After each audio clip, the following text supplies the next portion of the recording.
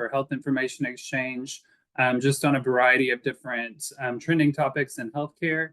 And this week, we will be talking about health equity and social drivers of health.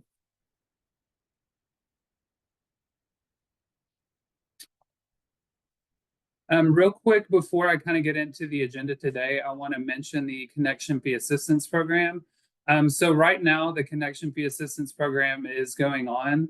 What this is basically grant funding for organizations in Oklahoma to connect to the state health information exchange. So our legislature approved around $30 million that's appropriated to cover these connection fees for people that would be connecting to MyHealth, the state designated entity for health information exchange. So this will do things like pick up your fees to build that interface with MyHealth. In certain situations, if your EHR vendor is charging you fees on the back end, it can help to cover those as well. But it is really open for any organization that employs healthcare providers in the state of Oklahoma. If you're not familiar with this process, you can go to the state's website through the Healthcare Authority. And on the OK Shine page, they have the Connection Fee Assistance Program listed. You can click just to kind of view flyers and get more information about the program. And then if you click here on the link that says the connection fee application, that will take you to a page to apply. The first step in that application process is making sure that you've filled out an application to participate with MyHealth. If you haven't done that, it'll ask you yes or no. If you say no, it'll automatically kick you over to MyHealth's page. You can fill out that quick form. And then once you've done that, you can go back and fill out the connection fee assistance application. I do want to stress that it's really important that if you are considering participating in health information exchange, or this is something that's kind of been on your mind, but you haven't decided to move forward with it yet, this really is the time to apply. Again, those funds are allocated right now, but they're not guaranteed past, I think, June of next year. So make sure that you get these connection fee assistance application filled out so that that money is allocated there specifically for your organization whenever you are ready to connect and move forward with that process. So with that, we'll get into the agenda for today. I'll go over some different definitions first around health equity and social drivers of health. We'll get into specific reporting requirements, both through the Joint Commissions and through the Centers for Medicare and Medicaid Services. We'll go over data collection processes, data submission processes, and then your referrals, so how you're actually connecting people to those services that they need. So first, SDOH, it refers to social drivers or social determinants of health. Those two terms, drivers and determinants, can kind of be used interchangeably. You'll hear it referred to in both ways. But this is really the conditions and the environments where people are born, live, learn, work, play, and worship, and age that affect a wide range of health functioning and quality of life outcomes and risks. So this definition is through the Healthy People 2030 initiative. So it really looks at the way that communities and individuals experience health and healthcare, and how it's not just based on access to medical services, but it's really impacted by a lot of other factors that can either support or create barriers to health and well-being for individuals. The next definition that I'll cover is health-related social needs, so HRSNs, as you'll see it referred to a lot throughout this presentation. So health-related social needs are the social and economic factors that can impact a person's ability to maintain their health and well-being. So these different health-related needs can contribute to poor health outcomes, lapses in care and coverage, and also higher medical costs. So some different examples of health-related social needs, and there's specifically 5 that we'll talk about once we get into the data collection and reporting sections. But some examples include a lack of stable or affordable housing and utilities, financial strain, lack of access to healthy foods, personal safety, and then lack of access to transportation. I will tell you, being from a rural area myself, that transportation one is really big. I think that's probably one of the #1 things we hear in rural communities all across the state. So why do we need to address social determinants of health? Social determinants of health and health-related social needs are what commonly lead to health disparities.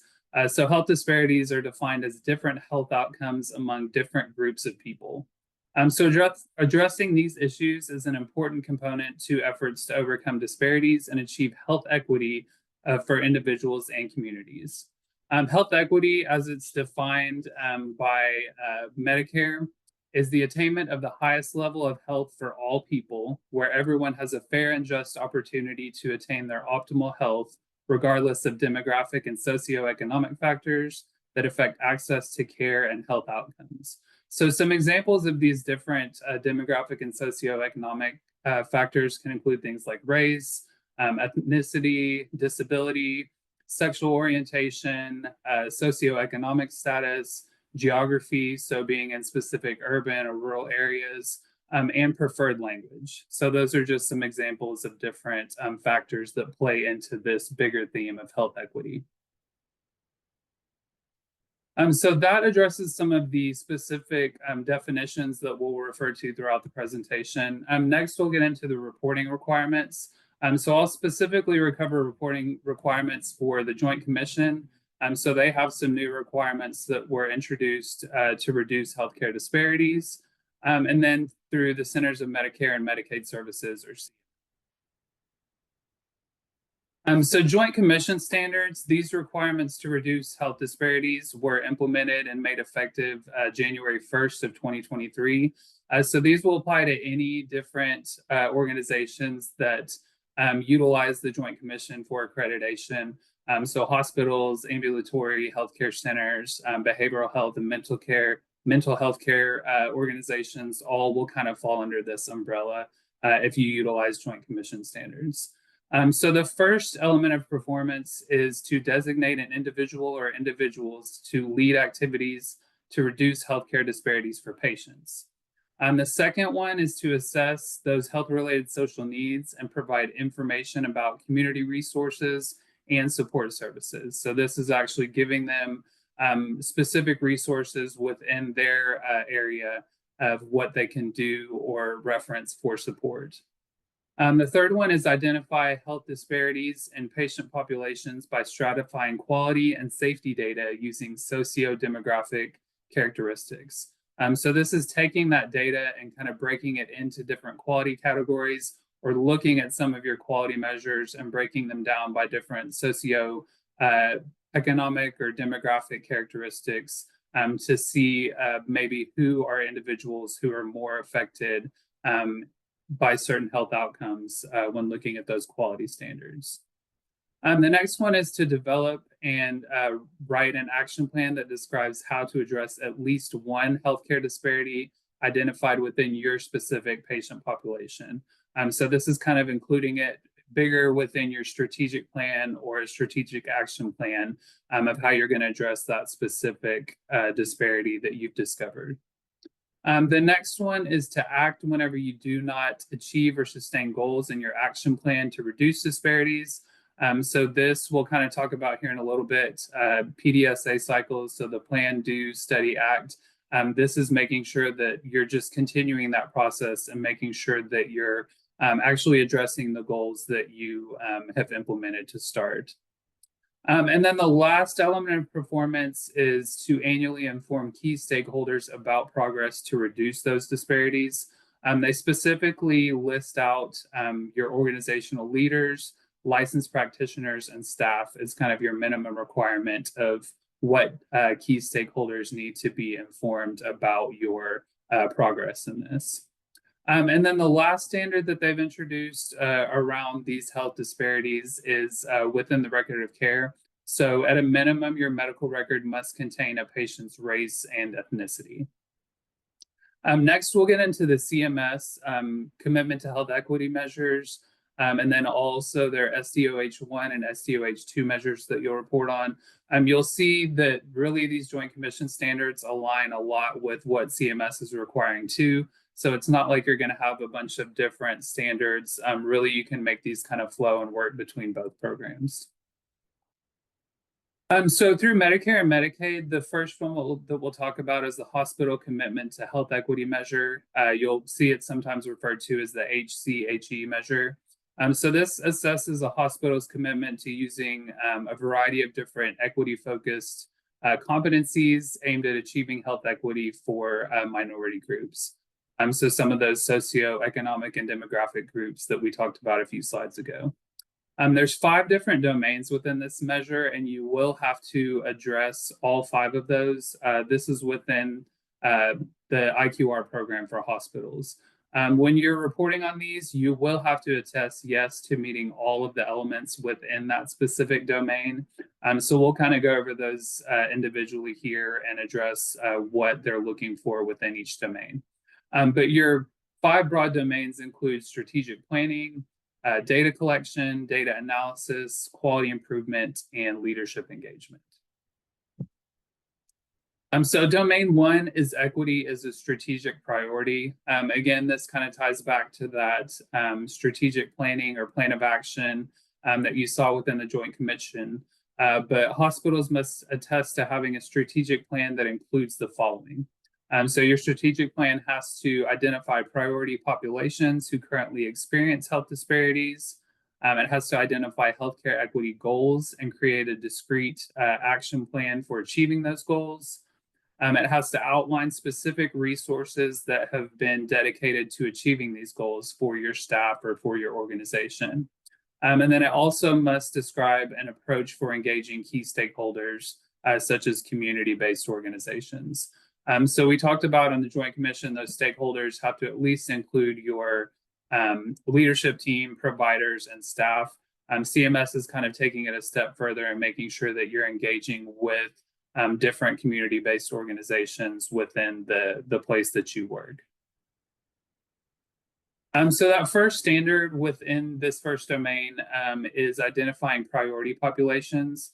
So some different things that you can do here to identify priority populations within your organization. One is conduct a community health needs assessment. So this creates and identifies ways, can be either formal or informal, to just get feedback within your community. I know there's several hospitals across the state that work with the rural hospital or the Office of Rural Health to conduct needs assessments every couple of years. So that's a great way to do it. You can also do informal interviews with people within your community just to get feedback to find out, what are their barriers, what things are working well for them, what are ways that they connect or access healthcare. So making sure that you're including that information within your plan. Another thing that's really important is to utilize both internal and external data.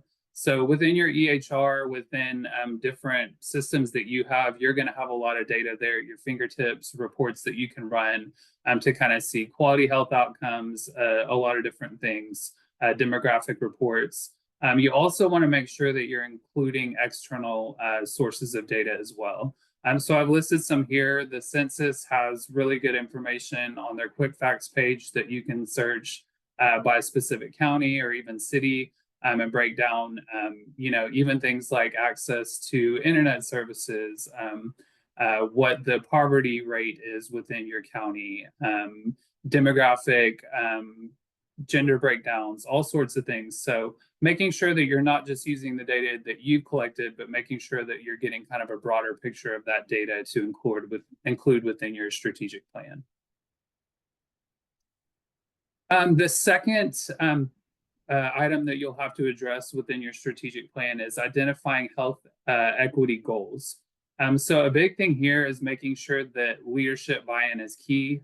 What you don't want to do within your organization is just have this process assigned to somebody within the organization and just make sure they take care of it and get the reporting done and don't include anybody else.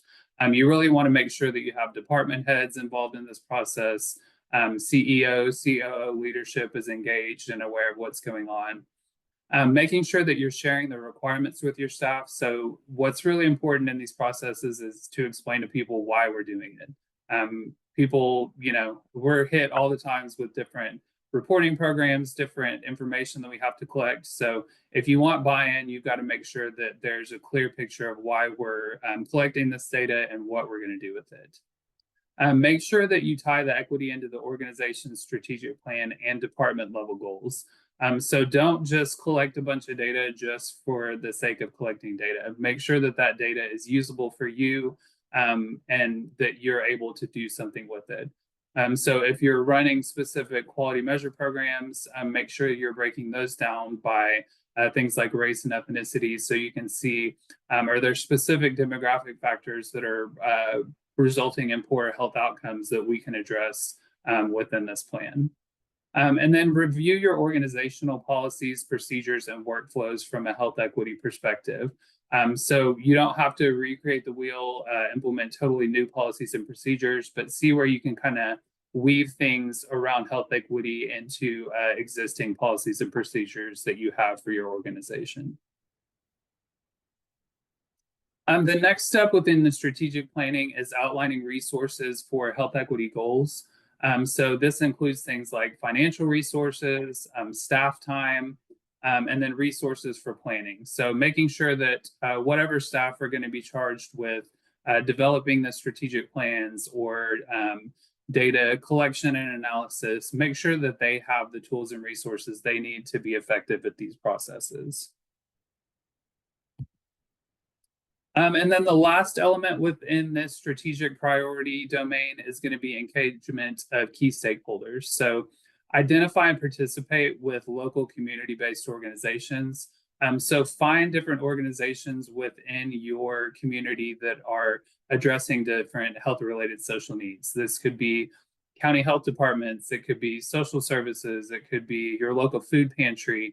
Making sure that you're engaging and aware of those resources, one, so that on the back end you can have those referrals in place, but two, so you can kind of talk about your patient population, what their patient population or what their individuals that they serve look like, and making sure that you're able to connect those dots for those individuals. Things you can include within your strategic plans are leadership service on boards. So if your leadership takes place on boards of these types of organizations, that's a great thing to include. Volunteer work by employees, collaboration on community events. So if you're doing health fairs or maybe providing free medical services, make sure you're including that information within your strategic plan. So those are the 4 different elements under domain 1. We'll talk about it in a little bit, but making sure that all of those elements are included for you being able to attest yes for that specific domain. The second one, domain 2, is data collection. So hospitals must attest to collecting valid and reliable demographic and social drivers of health data on patients. You have to collect demographic info, including self-reported race and ethnicity. You have to train your staff on culturally sensitive collection on demographic and SDOH information. And then input that demographic and SDOH information that's collected from patients into structured interoperable data elements using certified EHR technology. So we'll talk about a little bit some different tools that you can use to collect data, but making sure that that data that you're collecting is structured and able to be incorporated into different reporting features. So within that data collection, there is a 4-step approach to real data collection. There's some different minimum data standards. I've got a link there at the bottom around from the Office of Minority Health. But real is going to apply to race, ethnicity, primary language, and disability status. So you want to determine the appropriate data categories that you're collecting, develop a methodology for data collection. So what tools are you going to use to collect that data? Make sure that you train staff members on that methodology, and then assign accountability to monitor progress of those data collection efforts. So making sure that you have the appropriate tools in place, people are trained, and then they know what those processes are to get that data collected. So the different things that you'll have to collect around health-related social needs, the 5 required categories that you'll be required to report on that we'll talk about in the SDOH 1 and 2 measures are food insecurity, housing instability, transportation needs, utility difficulties, and interpersonal safety. So as far as collecting that data, CMS doesn't specify a specific tool or method that you have to use. There's several different options and tools out there that you can use to collect this data. Some different options include the Accountable Health Communities tool, the Prepare tool. So this is the protocol for responding to and assessing patient assets, risks, and experiences. A cool thing about this tool, the Prepare tool, they have, I think, their tools translated in like 25 to 30 different languages. They also have a specific Prepare tool for Native American populations. So if you live in an area in Oklahoma with a high Native American population, that may be a good tool for you to consider for screening for SDOH. You can use tools built into your EHR system. So a lot of the time that may be easier for an organization if you already have that tool and methodology built into the system that your employees are used to using every day instead of adding something else. Or you can use different third-party tools. So one that I want to specifically talk about, since this is an HIE office hours today, My Health offers a social drivers of health screening tool. So this is a mobile screening system that helps individuals with needs find assistance and services within their community. So with this tool, your staff will be able to push a text message to patients, and that text message is going to have a link to a screening tool. It invites the person to seek assistance with one or more of those health-related social needs. So this tool, once they click on the link, it's going to provide them with a customized list of resources and services based on their specific location. So I think that's based off the zip code. It also is no additional work for the healthcare partner and staff. So that's one thing to take into consideration. Maybe if you're a smaller facility that you don't have a lot of staff time to dedicate to this data collection process, this may be a really good option for you since it provides the link directly to that patient, connects them with the services through that link. That's something that you're then not having to have somebody do the screening intake. You're not having to have a case manager on the back end make those connections. It's really an all-in-one tool that will kind of do all those processes for you. And then certain eligible individuals may have a chance to receive navigation services if you live in Tulsa or OKC metro areas. So this tool can connect you to navigation services within those county health departments. So just kind of another added bonus. I did include contact information here. So if you don't already have a process in place or you're still trying to figure out what tool we want to use to do the screening process, this My Health tool is a really good resource.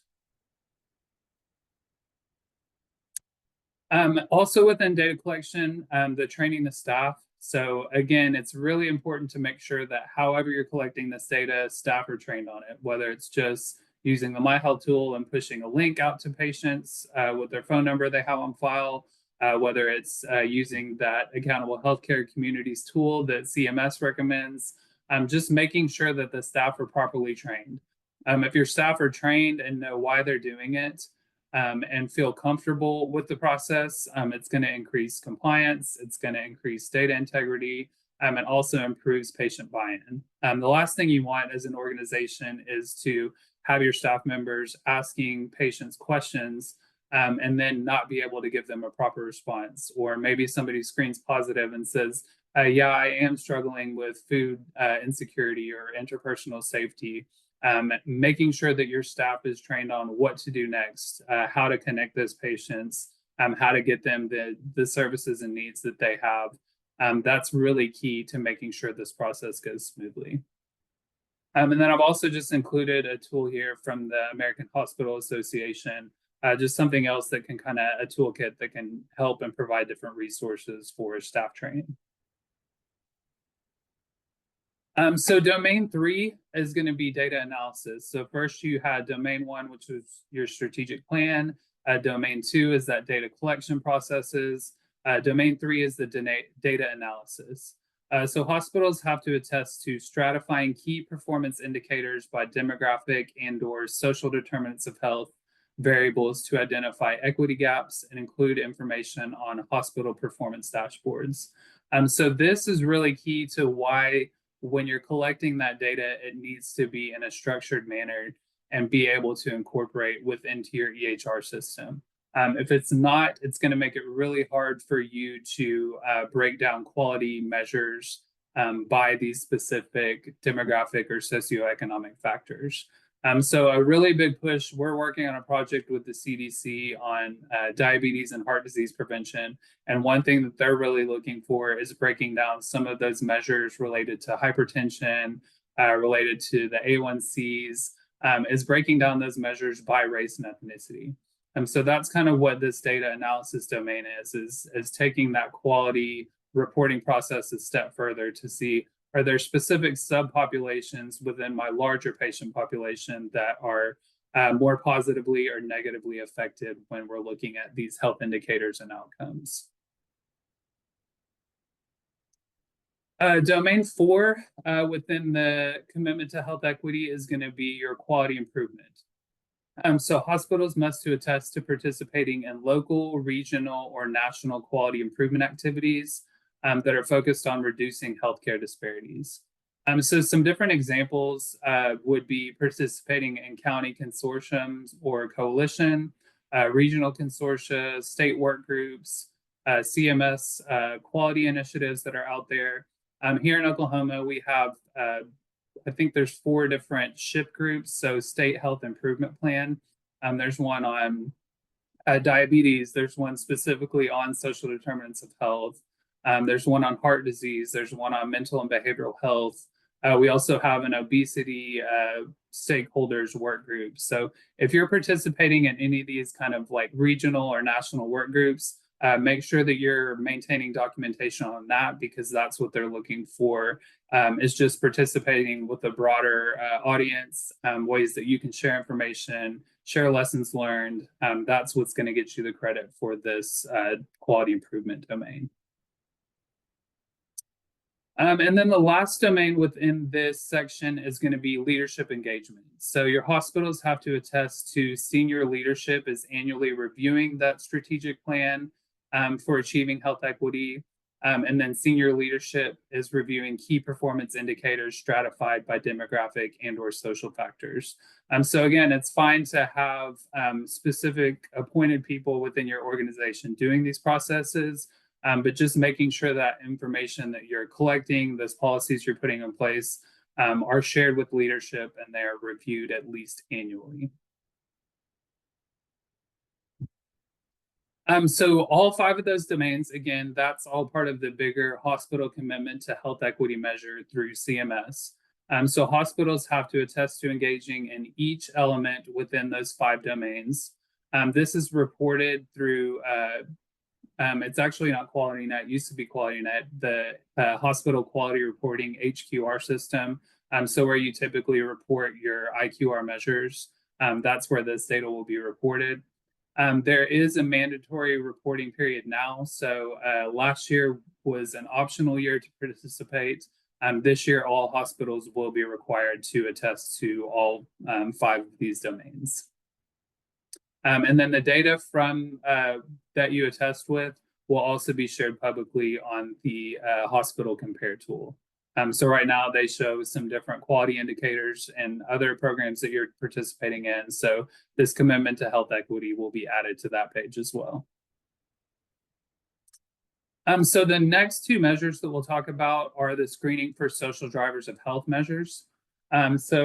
Again, we talked about those 5 required health-related social needs: food insecurity, housing, transportation, utilities, and interpersonal safety. So these measures are looking specifically at whether a hospital implements screening for all inpatients 18 years of age or older. So the first measure that you're going to have to calculate is that screening for SDOH. So it's going to be your number of patients who are admitted for an inpatient hospital stay and screened for all 5 of those health-related social needs. And that your denominator is going to be your number of patients admitted for inpatient hospital stay that are 18 or over. So these measures, it's going to measure the percentage of patients who you screened, and then also who screened positive. So the first thing you're going to collect is just how many people total you screened. And then the second one you're going to collect is going to be how many patients screened positive.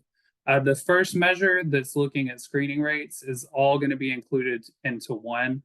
So how many individuals were screened for all 5 of those health-related social needs. The next one, you're going to report this as 5 separate measures. So you're going to report how many people screen positive for food insecurity, how many screen positive for transportation needs, and so on. One thing that is important, and I probably should have talked about this in the data collection process, but there's no exclusion, so hospitals can't opt out of the data collection process, but patients can opt out or decline. So it's really important to make sure that you're communicating to patients why you're collecting this data, what you're going to do with this data, making sure that they know that it's de-identified. It's not something that you're going to share publicly about them as an individual. Again, just kind of falling in line with different HIPAA regulations and whatnot. But patients are allowed to decline or opt out of that screening if they want to. Patients that are unable to complete the screening during an inpatient stay with no legal guardian or caregiver, they can also do that on their behalf. But anybody who's unable to complete the screening, if they're, in a certain health situation, they do not have to be included in the measure either. Data submissions. So these 2 different measures will also be reported through the Hospital Quality Reporting System, or HQR system. Again, that first screening measure, SDOH1, is going to be submitted as 1 rate. So how many individuals were screened for all 5? The second is going to be 5 separate rates that you have to report how many screened positive for each individual health-related social need. Your data submission. So the collection period for this is going to be a full calendar year. So you are required to collect data from January 1st through December 31st. Again, there was a voluntary reporting deadline for your 2023 calendar year. If you did collect that information and voluntarily reported, that was due between April 1st and May 15th of this year. For next year, you'll have to report between April 1st and May 15th for calendar year 2024. So making sure that you're getting that data collected because this can impact your fiscal year 2026 payment if you report that you didn't collect this data. I do want to emphasize too that you report these rates, but there are no thresholds that you're tied to. So if you have a certain number of individuals screened positive, or maybe say you only screened 25% of your inpatient population that was 18 and older, that doesn't mean that you fail. You're just reporting how many individuals you collected it on during the reporting period. Now, with that said, I will give a disclaimer. CMS can change this through their final rulings. So making sure that you're aware of that and see year to year if there are any updates or any thresholds that are introduced in future years. So just again, along that SDOH screening, making sure that to be successful with these measures, that you're creating a team. You want to identify champions within your organization who are well-versed in what the requirements are, making sure that you're including clinicians in this process. We actually, through a community health grant that we do at OFMQ, we did a big health-related social needs survey, and we had over 900 individuals out in rural Western Oklahoma respond back. And overwhelmingly, when we asked them what was their main source of health information, they, I want to say it was like 85% said that it was their primary care physician. And then the next highest after that was their local hospital. So making sure that you're including clinicians, making sure you're including department heads, because you guys really are the sources, especially in rural Oklahoma, of where people are getting their information from regarding healthcare related resources. Making sure that you're identifying goals. So identify who your target population is, start small and scale up, and then making sure that you have those proper data collection and utilization processes outlined and identified. Create a plan. So making sure you're selecting your screening tool. Again, make sure that data is structured. Make sure you're able to report on it and incorporate it into quality reporting measures within your EHR. Make sure that you have a well-designed workflow and that your documentation and data analysis processes are really well defined. Another thing that's also important is creating those referral processes. So again, we don't want to screen people and not have somewhere to send them. We also want to make sure that if we do screen people, they screen positive when we send them somewhere. We have some type of method in place to track if they completed that visit, making sure that they had their needs met. Staff training, again, training is key. Make sure that they've got all the tools and resources they need to be successful. And then, as I kind of mentioned earlier, your plan, do, study, act. So make sure you're planning, roll the process out, review how those processes are going, and then make changes to those plans to make sure that you're being effective in your data collection processes and in your referral processes. A few other things that I'll cover before we wrap up here, documenting social determinants of health. So there's not necessarily a specific place that social determinants have to be documented within the medical record. CMS says that you can document them within the problem list, diagnosis list, patient history, or provider notes. Again, this may kind of differ depending on what EHR system you use, on where is the easiest place to document that based on your clinical and EHR workflows. Also, make sure that you're using Z codes. So these are reimbursable, these screening processes, as long as you're getting that proper documentation in there. So these are ICD-10 codes that you can use.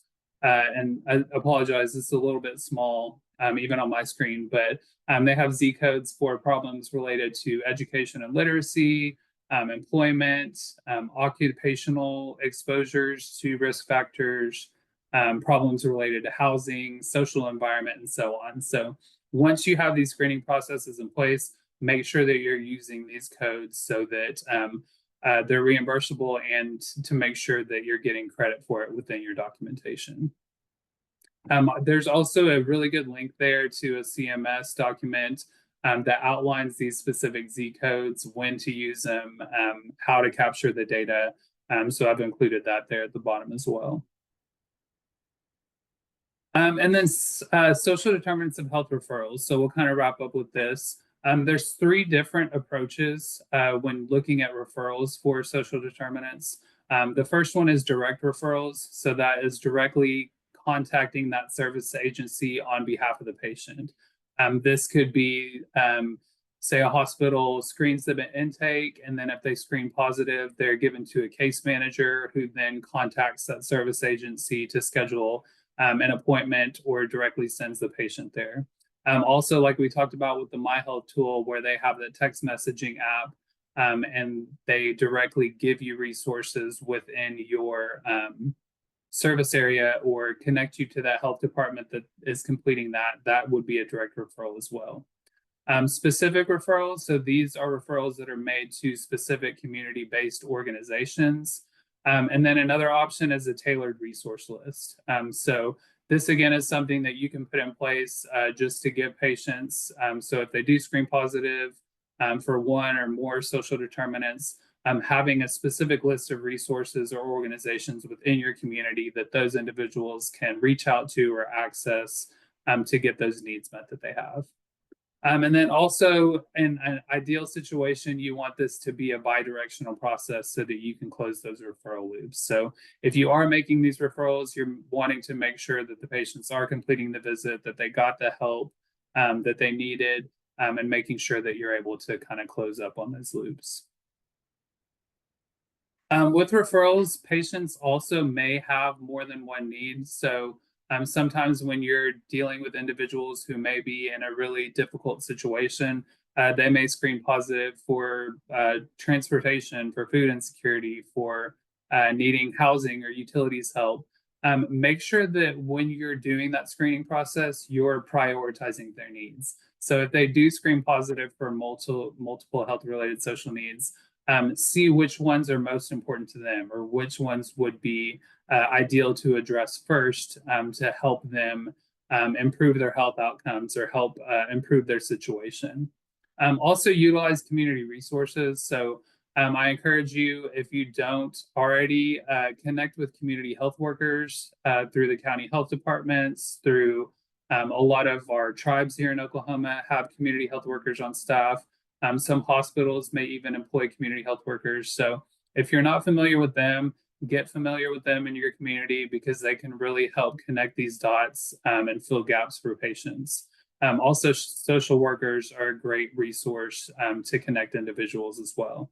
And then there's several online resources that you can use. Here in Oklahoma, we have Oklahoma 211. It's kind of like a more or less online phone book with just different things related to health-related social needs and lots of other needs. And then Oklahoma Network of Care is also a good one. It kind of gives you can select by specific topics or specific areas of need, and it will give you resources based on zip code.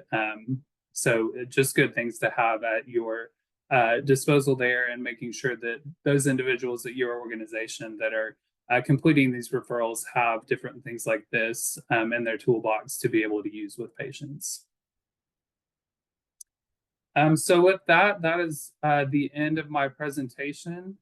I do just want to make a quick reminder that on the Connection Fee Assistance Program, so if you're not connected to the Health Information Exchange, if you're thinking about moving forward with that process, now is the time to do it. Go fill out that Connection Fee Assistance form, reach out to My Health, and kind of start that integration process and get going down that road right now while there is grant funding available.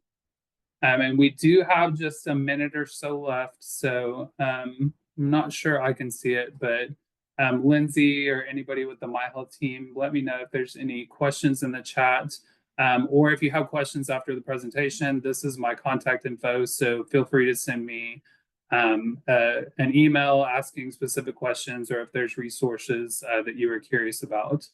And we also will send out the slides after this presentation, so you'll have those as well. Thank you, Jason. Right now, we don't have any questions in the chat. You should see the link to apply for the Connection Fee Assistance Program in the chat. If you have not yet applied, the link is available to you. And like Jason said, you have his email if you have any questions. We will share the slides. We have recorded them, and we will share the slides for everyone. If there's no other questions, we are at 1 p.m. We thank you guys so much for joining. Jason, thank you so much for your time in this education. I hope it was beneficial. And we hope to see you guys at our next HIE office hours. Thank you, everyone. Thank you. Have a great day. Bye-bye.